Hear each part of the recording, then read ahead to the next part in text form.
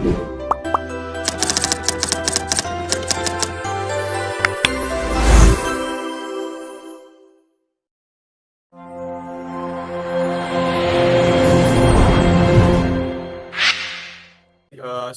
warahmatullahi wabarakatuh. Perkenalkan, kami dari kelompok 5 kelas PTLF E. Eh, jadi di sini kami akan mempresentasikan atau menjabarkan perencanaan tata letak fasilitas dan pada pabrik biopelet IPT Haralit. Dengan anggota saya sendiri Muhammad David Sulaiman dengan NPM 23104 dan teman saya Muhammad M. Rama Mahesa Putra dengan NPM 23011 dan juga teman saya Laili Charles dengan NPM 23040 dan juga dia Kusmamurti dengan NPM 23009.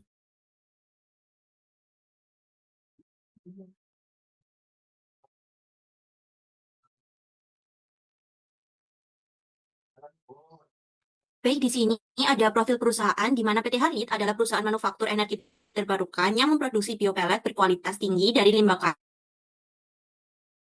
kayu dan pertanian. Sebagai identitas dan operasional perusahaan mencerminkan komitmen terhadap kualitas, efisiensi, keselamatan, dan keberlanjutan melalui visi misi, nilai inti, serta tagline dari limbah menuju energi. Logo dari PT Harit sendiri terdapat yang pertama ada daun hijau, di mana daun hijau ini melambangkan energi alami dan ramah lingkungan, dengan daun hijau yang mencerminkan kemajuan, pertumbuhan, serta inovasi berkelanjutan untuk PT Harit di bidang energi biodegradable. Lalu selanjutnya di sini ada lingkaran hijau, di mana lingkaran hijau melambangkan kesinambungan dan komitmen terhadap proses yang efektif, efisien, dan berkelanjutan, serta kesatuan visi misi perusahaan dalam menjaga keseimbangan bisnis dan lingkungan. Yang ketiga, di sini ada gambar biopelet, di mana biopelet ini itu melambangkan sebagai produk utama dari PT Haralit ini, dengan penempatan di tengah yang menegaskan fokus pada kualitas serta manfaat bagi masyarakat dan lingkungan. Dan yang terakhir ada tulisan PT Haralit, di mana tulisan PT Haralit ini tuh menjadi identitas resmi perusahaan dengan font yang tegas yang melambangkan kekuatan, kepercayaan, dan profesionalitas.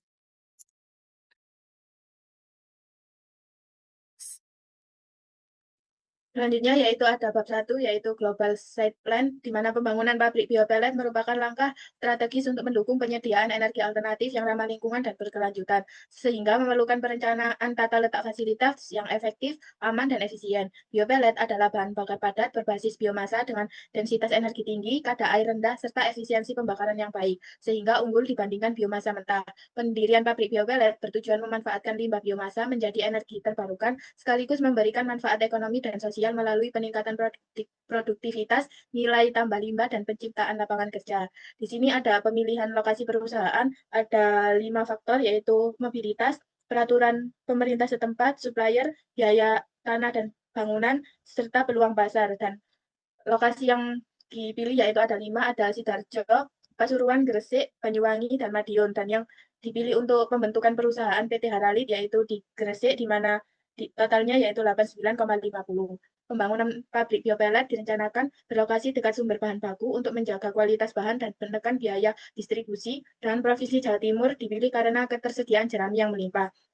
Pemilihan lokasi dilakukan melalui matriks penilaian berdasarkan faktor mobilitas, UMR, peraturan pemerintah, ketersediaan supplier, biaya lahan, dan peluang pasar. Hasil penilaian menunjukkan Kabupaten Gresik unggul karena akses transportasi strategis, dukungan kebijakan industri, ramah lingkungan, kedekatan dengan sumber biomasa, serta potensi pasar yang tinggi. Berdasarkan perhitungan, Gresik memperoleh skor tertinggi sebesar 89,50 sehingga ditetapkan sebagai lokasi pendirian pabrik PT Haralit. Next.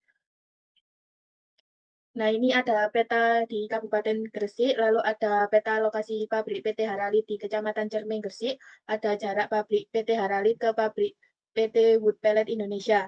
Dominasi lokasi PT Haralit ditinjau dari aspek customer base, cost base, dan kompetitor base, di mana Gresik strategis karena konsentrasi industri tinggi, kebutuhan energi alternatif yang meningkat, serta kemudahan distribusi. Ketersediaan biomasa yang berlimpah, tingkat persaingan yang masih rendah, dan kedekatan dengan Surabaya memberikan keunggulan biaya, peluang pasar luas, serta efisiensi distribusi. Next. Nah, ini ada luas tanah dan ukuran PT Haralit, di mana luas lahan sekitar 15 hektar berbentuk memanjang, cocok untuk industri skala menengah. Perimeter jelas, yaitu kurang lebih 1,6 km terdefinisi sebagai satu kesatuan operasional. Elevasi relatif datar yaitu 0,55 sampai 2,33 meter mendukung pembangunan fasilitas produksi. Lingkungan sekitar didominasi persawahan dan ruang hijau, memisahkan kawasan industri dan permukiman. Letak lahan menciptakan kontras fungsi di tengah landscape agraris. Karakteristik lahan memungkinkan layout efisien, fleksibel, dan mudah dikembangkan. Lokasi strategis di Gresik, Jawa Timur mendukung efisiensi operasional dan daya saing. Aksesibilitas tinggi yaitu dekat jalur transportasi utama dan Surabaya, potensi pasar besar yaitu banyak industri dan rumah tangga beralih ke energi ramah lingkungan. Tenaga kerja melimpah dan biaya kompetitif didukung infrastruktur listrik, air, jalan, dan telekomunikasi, dukungan regulasi dan perizinan pemerintah. Meskipun biaya lahan relatif tinggi, keuntungan strategis jangka panjang menekan biaya operasional dan ekosistem industri berkembang dan bahan baku biomasa melimpah mendukung keberlanjutan perusahaan. Lalu ini ada gambar jarak pabrik ke gerbang tol dan jarak pasar dan pelanggan. Next.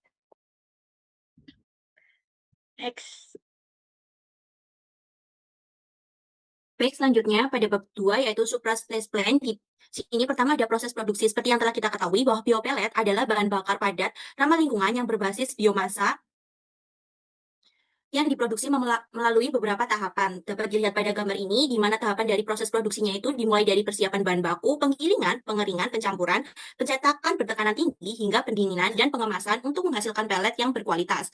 Di mana pada proses produksi ini pasti tidak terlepas dari mesin produksi yang mendukungnya. Di sini yang pertama terdapat moisture meter, di mana moisture meter sendiri adalah alat uji digital untuk mengukur kadar air bahan menggunakan metode termografimetri. Lalu selanjutnya ada hammer mill cruise, di mana hammer mill cruise adalah mesin penghancur biomasa yang bekerja dengan prinsip pemukulan palu dengan kecepatan tinggi. Lalu selanjutnya ada rotary dryer, di mana mesin ini tuh berbentuk tabung yang digunakan untuk menurunkan kadar air sebagai pengering dari bahan dari biopelet itu sendiri. Lalu di sini ada mixer biomasa, di mana mixer biomasa adalah alat untuk mesin pencampur homogen antara biomasa dan juga perekat. Next. Selanjutnya di sini ada mesin pellet mill, di mana mesin pellet mill adalah mesin utama produksi biopelet yang digunakan untuk memadatkan biomasa melalui tekanan roller. Lalu di sini ada pellet cooler, di mana pellet cooler ini adalah mesin yang digunakan untuk mendinginkan pellet agar lebih keras, stabil, dan terjaga kualitas sebelum pengemasannya. Lalu selanjutnya ada vibrating screen, di mana vibrating screen ini adalah alat untuk memisahkan pellet utuh dari serbuk halus melalui getaran sehingga hanya pellet berkualitas yang akan dikemas. Lalu selanjutnya ada mesin penghempas pellet, di mana mesin ini adalah alat otomatis tahap akhir produksi untuk menimbang dan juga mengemas pelet ke dalam kemasan yang kedap udara. Lalu selanjutnya di sini ada departemen perusahaan pada PT Harlit, di mana pada PT Harlit sendiri itu terdapat ada 7 departemen. Lalu di sini juga ada bill of material dari PT Harlit, di mana bill of materialnya ini sampai level 3. Lalu di sini juga ada peta proses operasi, di mana untuk total peta proses operasinya itu sebesar 300 menit dengan inspeksi sebesar 15 menit dan juga operasinya itu 285 menit. Di sini ada sistem layout planning, di mana terdapat beberapa kode 1 hingga 10 yang dapat dilihat pada keterangan yang ada di gambar. Lalu terdapat beberapa warna kedekatan, yaitu ada merah, kuning, hijau, biru, putih, dan juga coklat. Next. Oke, lanjut buat selanjutnya, yaitu terdapat activity relationship chart pada PT Harlit, di mana di sini ada 12 ruang atau 12 tempat di dalam satu lokasi, yaitu seperti berikut. Dan juga pada activity relationship diagram PT Harlit itu nanti bisa dijadikan seperti berikut. Jadi ketika kode A sampai O, jadi A itu dari yang terdekat hingga yang terjauh. Buat untuk activity relationship diagram ini, ketika ada seperti kayak nilai ini, maka itu semakin jauh antara satu sama lain. Terus kemudian ada layout departemen sementara, yaitu ada GKN, PS, TP, TMN, MSH, RMT, KNT, dan sebagainya. Buat keterangan juga terdapat di sebelah kanan ini. Kemudian selanjutnya pada bagian ini sendiri terdapat informasi departemen yang dimana dari total 12 area itu terpakai itu 117.000 meter persegi. Kemudian berluas keseluruhan itu 150.000 meter persegi. Yang luas belum terpakai itu 33.000 meter persegi. Setelah diperoleh layout awal, maka perancangan akan dilanjutkan dengan menghasilkan biaya yang optimal atau minimum menggunakan metode craft dan software WinKSP.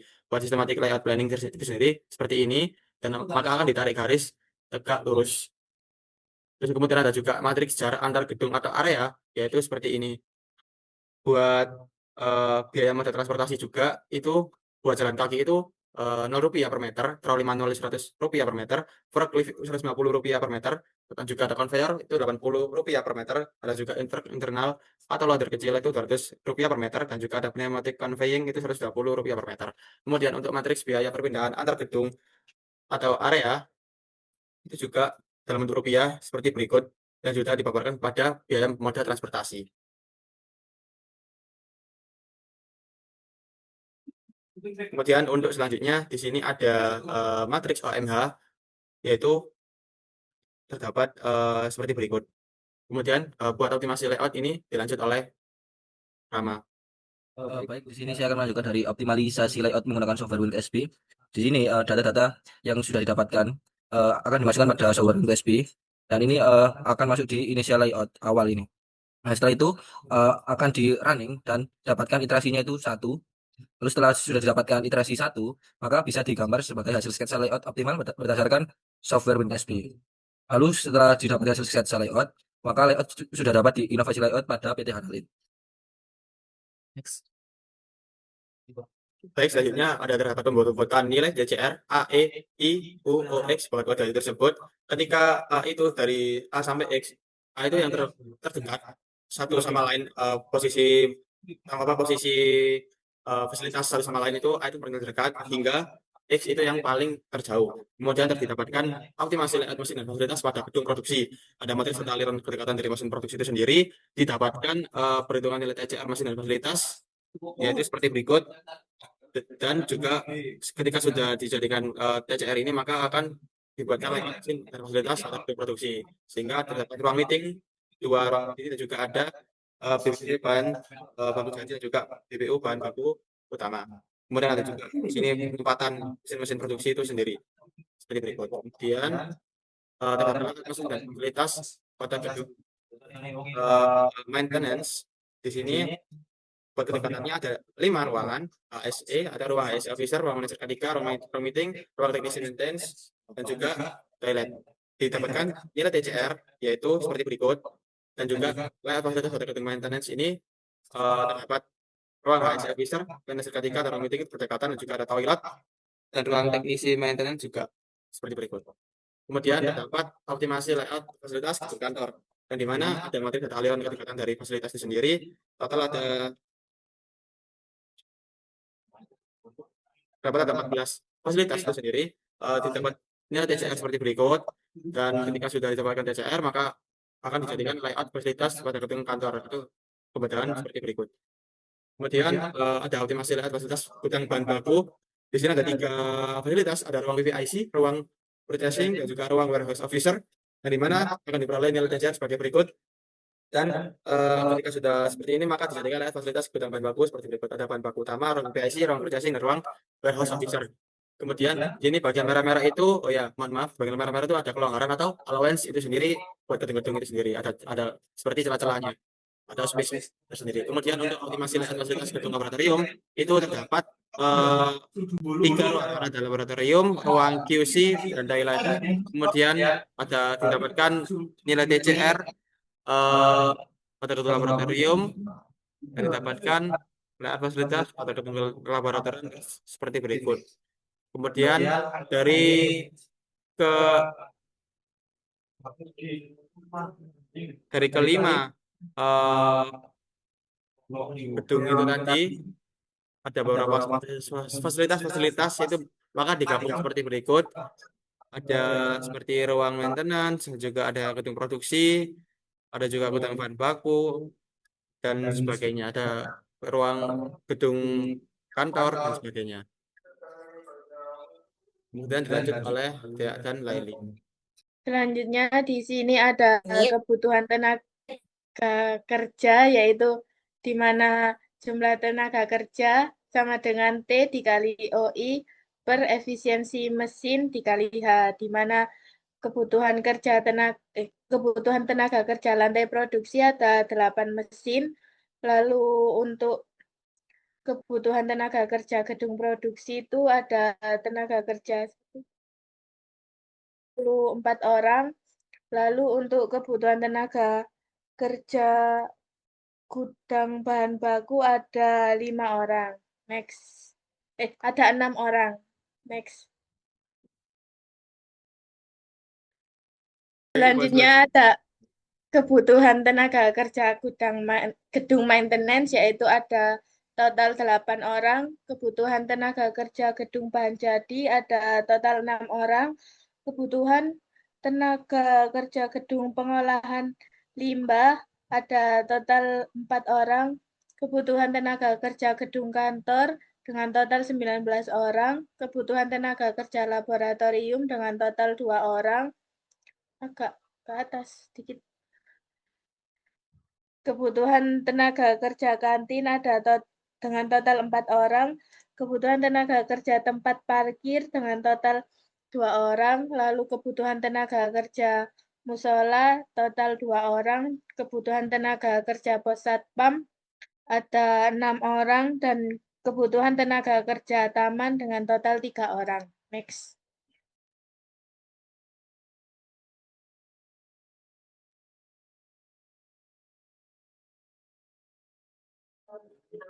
Baik, di sini untuk beberapa layout yang sudah dilakukan atau diinovasikan pada eh, software Visio, di mana yang pertama ada tempat parkir, yang kedua ada gedung kantor, yang ketiga ada gedung laboratorium, yang keempat ada gedung bahan baku, yang kelima ada gudang barang jadi, yang keenam ada gedung produksi, yang ketujuh ada gedung maintenance. Bisa nih, Dex. Lalu selanjutnya ada kantin, lalu ada musola, ada gedung pengolahan limbah, ada pos satpam, dan yang terakhir ada taman. Nah, di sini merupakan layout keseluruhan pada PT Haralit, di mana dari ke-12 gedung atau tempat tadi dijadikan satu menjadi satu kesatuan pada layout keseluruhan PT Haralit. Di sini merupakan ada in sebagai jalan masuknya dan ada out sebagai jalan akses keluar. Ya, next.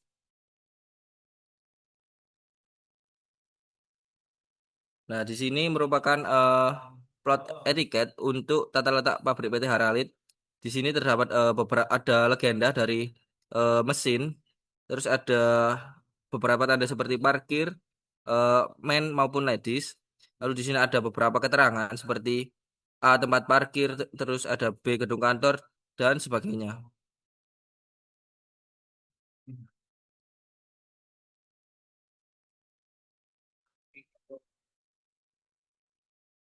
Oke, baik, di sini ada daftar pustaka itu sendiri ada total 16 daftar pustaka di sini. Oke, baik, sekian dari kelompok 5. Terima kasih, mohon maaf bila ada salah kata. Wassalamualaikum warahmatullahi wabarakatuh.